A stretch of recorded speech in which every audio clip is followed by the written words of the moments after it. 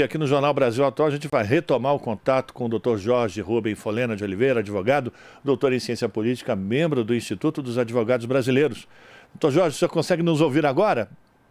Agora ouço, Rafael. Peço desculpas a você, seus ouvintes e telespectadores, que realmente a internet no Brasil é inacreditável. Pois é, ela sempre é de péssima qualidade. Ela é sempre arisca e nos deixa na mão quando mais precisamos dela. Mas vamos falar sobre essa situação ainda em Brasília, doutor Jorge Rubem, que, bom, a gente já fez aqui o histórico, já falamos do George Washington. Eu queria uma avaliação sua, o senhor como advogado, doutor em ciência política, que também é membro do Instituto dos Advogados Brasileiros, como é que o senhor está avaliando a postura da justiça, essa decretação da prisão dele ou a transformação dele de flagrante para preventiva? Como é que o senhor está acompanhando as ações da justiça para colocar, enfim, a responsabilização desses terroristas que estão tentando levar a insegurança para Brasília nesse momento final do governo de Bolsonaro e para a posse do presidente Lula? O Rafael, eu verifico sobre dois aspectos. Tá? O primeiro é exatamente com relação ao que você falou, né, a prisão em flagrante foi transformada em prisão preventiva. A polícia do Distrito Federal, né, me parece que atuou perfeitamente, né? Conseguiu lá, né, identificar, né, a autoria, né, a pessoa, está avançando nas investigações, né, já tem outras pessoas, né, que já foram identificadas, né. Na verdade, é um grande contingente, né, de pessoas que estão atuando, né, para tentar desestabilizar, né, por completo, né, o pouco que ainda resta nesse final de governo Bolsonaro de alguma institucionalidade, mas com objetivo maior, né, de impedir, dificultar, né, criar embaraços para a posse do presidente Lula. Esse caso de Brasília é tão grave quanto o ataque terrorista do dia 12 de dezembro. Nesse caso seria até mais grave, porque se fosse adiante, né, o projeto idealizado por essa pessoa, né, por esse George Washington, por esse grupo todo, né, que aí temos que verificar quem foi, quem são os mandantes, quem está por trás disso. Me parece que esse senhor não está sozinho, né, não é só ele, tem alguém, né, há uma estrutura, uma grande estrutura, muitas armas foram compradas, são explosivos, então a polícia tem que continuar a investigação profundamente.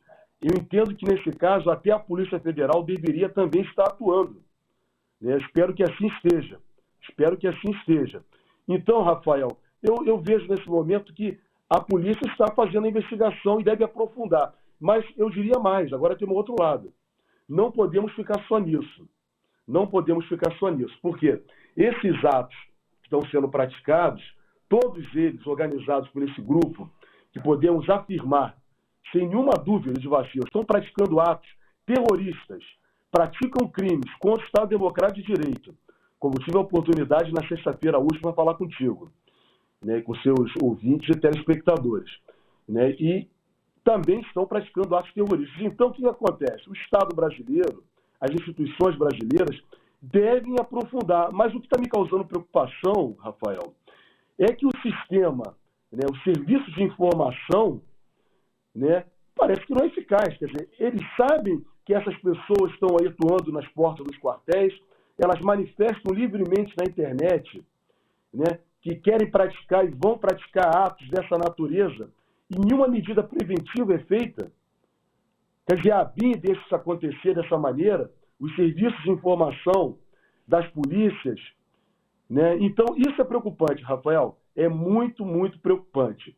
Então, me parece que a postura, né, do futuro ministro Flávio Dino, que sequer tomou posse, mas já está tendo que assumir o Ministério da Justiça e da Segurança Pública, está perfeito, porque não há governo nesse momento no Brasil. Não há governo, ao contrário. Parece que o governo do Brasil, de Jair Bolsonaro, né, colabora para todo esse caso, todo esse caos que nós estamos vivendo no país, que põe em risco a vida das pessoas. Eles não estão preocupados com a vida das pessoas. A gente está conversando com o Dr. Jorge Rubem Folena de Oliveira. Agora, diante de tudo isso que o senhor já está comentando aqui com a gente, Dr. Jorge, e o Flávio Dino, o futuro ministro da Justiça, ele disse o seguinte, que acampamentos desses ditos patriotas viraram incubadoras de terroristas. Diante dessa situação, já não seria o caso da Polícia Federal, enfim, das forças de segurança, passar um pente fino nesses acampamentos, identificar quem são essas pessoas, o que é que elas estão fazendo lá, se não existem armas escondidas nesses acampamentos, como é que as pessoas estão vivendo ali, enfim. E a gente conversou aqui, a Marilu conversou aqui com o Adilson Paes de Souza, que é especialista em segurança pública, tenente-coronel da Polícia Militar e também especialista em questões de segurança pública, como eu disse. Ele disse, se a gente parar com o nosso carro, ligar o som e fizer um churrasquinho perto de um quartel, a gente não fica 5 minutos ali, a gente vai ser convidado a se retirar.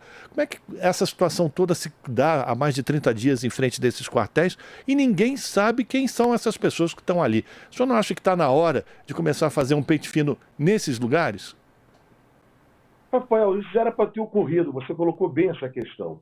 Mas, na verdade, cada dia que passa fica clara a conivência, como eu falei, desse governo que está saindo, de Bolsonaro, né, de todas as pessoas da área de segurança, e de até mais. Quer dizer, não queria ficar envolvendo, né, nesse momento, isso que é uma questão realmente política delicada, mas afirmar o seguinte, os próprios militares, porque ele tem muitos parentes militares ali atuando. É inconcebível, a porta de um quartel é uma área de segurança militar.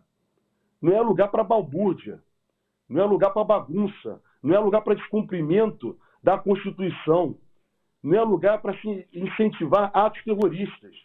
Então, quer dizer, uma área de segurança, né, uma área de grande segurança, que é uma porta de um quartel, né, de uma força militar, não era lugar para isso. Os primeiros que tinham que tomar essa medida eram os próprios militares.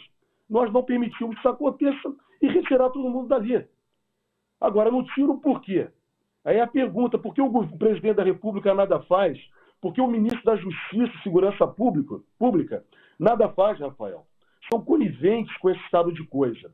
Na verdade, sempre jogaram, né, para a destruição, sempre defenderam atos. O presidente da República sempre jogou a população civil, né, os militares contra os civis e vice-versa. Então, sempre defendendo atos antidemocráticos, atos ditatoriais, atos terroristas. E aí, Rafael, e quem está nos ouvindo, os atos que estão ocorrendo agora, né, não é só esse, são vários casos já, Rafael, vários casos. Então, veja, são muito semelhantes ao que ocorreu no final dos anos 80 no Brasil, no final da ditadura militar, em que tivemos atentado à Ordem dos Advogados do Brasil, ao jornal Tribuna da Imprensa, à banca de jornais na cidade do Rio de Janeiro, a tentativa de explodir uma bomba no Rio Centro, no Rio de Janeiro, durante um evento musical. Então, quer dizer, são os mesmos do passado que estão atuando no presente. São as mesmas ideias. Então, essas ideias terroristas da extrema-direita brasileira do passado não foi resolvida. Então, aí, a nossa maior preocupação tem que ser, efetivamente, Rafael, eu quero repetir isso, já falei para você semana passada, foi um equívoco que nós, como sociedade, tivemos na abertura, né, no final do regime ditatorial de 64 e 85, quando, na passagem do regime, não fizemos uma justiça de transição efetiva. Por isso que essas pessoas estão aí, livremente atuando, e serviços de informação nada fazem, e de segurança também. Então é necessário nós passarmos o passado a limpo, para que isso nunca mais se repita no Brasil. Vamos esperar, Rafael, ter tragédia para milhares de pessoas morrerem? É isso que o Bolsonaro, é isso que o atual ministro da Justiça deseja? É isso que eles querem? Porque nada fazem. Então, quer dizer, de fato, né, são pessoas, né, que estão atuando de uma forma dócil, né, estão atuando de uma forma a permitir que isso aconteça, são completamente irresponsáveis. Não há uma outra definição para isso. Doutor Jorge, para a gente colocar em prática, enfim, a instalação de um tribunal de reparação, enfim, de transição de justiça, como o senhor está falando, é necessário ter também um apoio popular, né? A sociedade precisa pressionar o governo para que isso seja colocado em prática. O senhor defende que todas essas pessoas, a partir desse presidente que está saindo, e os chefes militares sejam responsabilizados por todas essas situações que a gente vem contabilizando nos últimos meses aqui no Brasil? Claro, mas eu coloco sobre dois aspectos, Rafael. Primeiro, agora, né, a omissão também é crime. Não é só a ação que é crime, a omissão também pode se constituir crime. Então, Rafael, a primeira coisa que eu defendo nesse momento é fazer cumprir a lei penal brasileira. Quem estiver colaborando, seja de forma ativa ou de forma omissiva, com todos esses atos criminosos contra o Estado Democrático de Direito, com a prática de atos, que eu não gosto de falar essa expressão terrorismo, mas na verdade não há outra agora para se definir.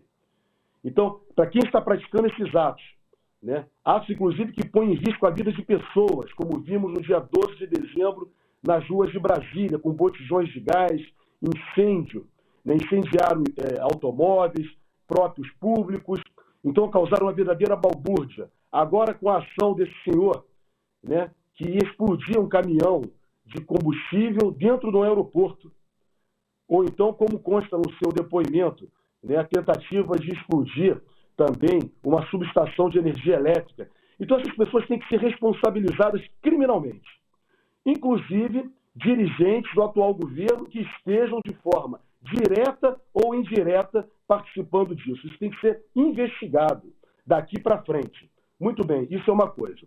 Outra coisa, quando eu me refiro a uma justiça de transição, né, é nós analisarmos todos os males de um ato ditatorial, todos os males que tudo isso tem causado desde a última ditadura no Brasil até hoje, e com reflexo na sociedade civil como um todo, que leva com que as polícias possam atuar de uma forma autoritária, possam atuar de uma forma para matar a população ao invés de defender. Então, a justiça de transição é exatamente apurar, né, as pessoas que colaboraram para que isso ocorresse no Brasil, estejam ocorrendo, tanto no passado quanto no presente, para que nunca mais se repita, Rafael. Nunca mais se repita. Então, é uma ação efetivamente política, como você bem colocou, exige, né, por parte dos movimentos sociais, por parte da sociedade como um todo, uma organização efetiva para se cobrar politicamente do novo governo, do parlamento, da sociedade como um todo, porque essas coisas não podem mais se repetir no Brasil, Rafael. Não podemos permitir chacinas, como temos visto no presente, na qual a Polícia Rodoviária Federal, com a Polícia do Estado do Rio de Janeiro, invade comunidades, né, como vimos recentemente, né, na comunidade do Alemão, no Rio de Janeiro, para matar pessoas, como ocorreu no Jacarezinho, como ocorreu em Paraisópolis, como tem ocorrido sistematicamente no país. Isso são mazelas da ditadura. E pessoas como esse senhor George Washington, que defende atos antidemocráticos, atos terroristas, é consequência e fruto desse espírito de uma ditadura que não resolvemos no Brasil. Então, daí a necessidade do Ministério, do futuro ministro dos Direitos Humanos, professor Silvio Almeida, né, atuar no seu ministério fortemente para isso, para conscientizar a população, o ministro Flávio Dino, todo o conjunto do governo, né, juntamente com o parlamento também, né, atuar com a sociedade num todo, para que a gente não tenha mais disso, Rafael. Vamos esperar pessoas continuarem morrendo, continuar toda essa situação. Então isso exige diálogo, exige atuação firme por parte das autoridades, e isso não admite, Rafael, é inadmissível a conciliação, mas a conciliação como anistia, como foi feita no passado, e querem, infelizmente, pelo visto, tentar fazer também, porque não dá para anistiar essas pessoas, Rafael. Quero agradecer aqui a participação do Dr. Jorge Rubem Folena de Oliveira, advogado, doutor em ciência política, membro do Instituto dos Advogados Brasileiros, fazendo uma avaliação do ponto de vista do jurídico, como é que deve ser encaminhada essa questão desse terrorista, o George Washington, que tentou explodir uma bomba num caminhão de combustível em Brasília e as consequências disso. E o Dr. Jorge também falando sobre a necessidade da instalação de um tribunal de transição, não é isso, Dr. Jorge Rubem, para que a gente julgue essas pessoas que por omissão ou por atos tenham levado a gente a viver essa situação. Muito obrigado pela tua participação e a gente agradece mais uma vez. E se não for a última vez em 2022, a gente já se despede desejando um 2023 de muito trabalho, muita alegria e muita esperança, doutor Jorge. Obrigado, Rafael. Mais uma vez aí reitero meus votos de um bom ano e que a gente possa ter aí a passagem, né? O presidente Lula possa assumir, né, com tranquilidade, na medida do possível, né? Porque realmente não vai ser normal, Rafael. Eles criaram um estado de tensão, né? Mas a democracia, as forças populares irão prevalecer. Rafael, muito obrigado aí, mais uma vez a todos vocês, e que ano que vem nós possamos debater mais esse tema da justiça de transição no Brasil, da memória e principalmente da educação do povo brasileiro a partir do seu passado, Rafael, para entender o presente e projetarmos um futuro melhor para todos. Muito obrigado. Conversamos com Jorge Rubem Folena de Oliveira, aqui no Jornal Brasil Atual. Você está ouvindo Jornal Brasil Atual. As notícias que os outros não dão.